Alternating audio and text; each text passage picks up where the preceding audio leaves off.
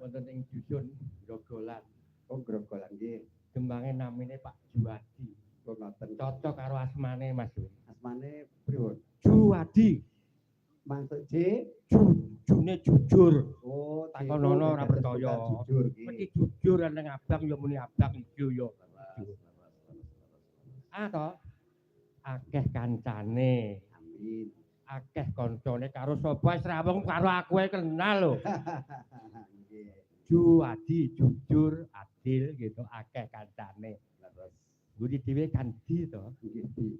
Disenengi karo masyarakat. Amin, amin Allahumma amin. Jarene wong-wong lho aku ora omong lho. Jarene disenengi karo tangan kalian Bapak Kepala Desa. Tepuk Disenengi karo masyarakat.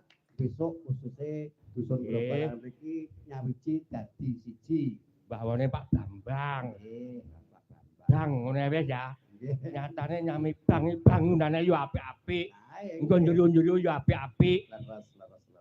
Tokohe masyarakate Mas Wawan jenenge.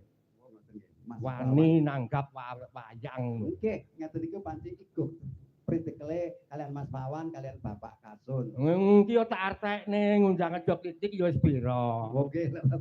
Kali ngoten Mbak Nong nggih. Nggih. Jenengan nate dados pelawak kula gawan kula jaman mayang wonten ing Krambe nggih. Alah. Iki daerah Kuloran Krambe sini niku sekula jak. Alah iki masa tanggapane ngepres boyo wani ngundang pelawak ya. Oke, mboten wani.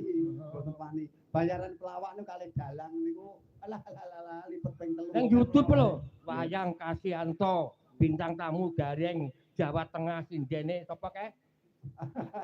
Mbak Umi.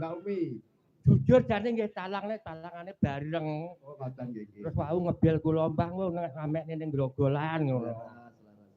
Ngono lho ceritane saksi.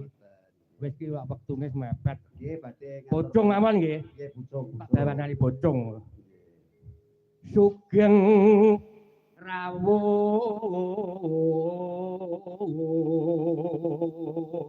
Malarke napa mboten?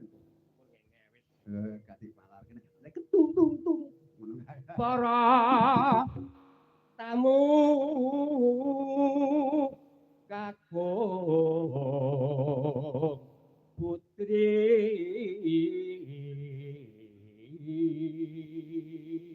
bos mainane suarane kaya ngene lho. pinarak kang sekeca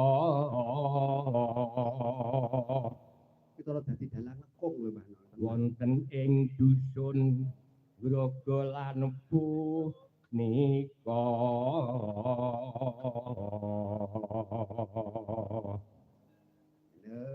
muga-muga mangke slamet lan raharjo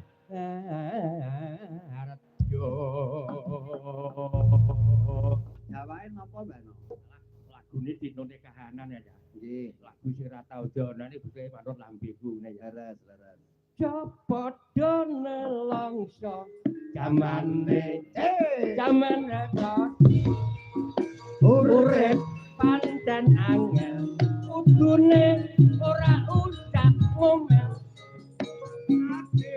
Kudu tenang nyambut gawe karotan ulat aja padang yen dikongkon yo sing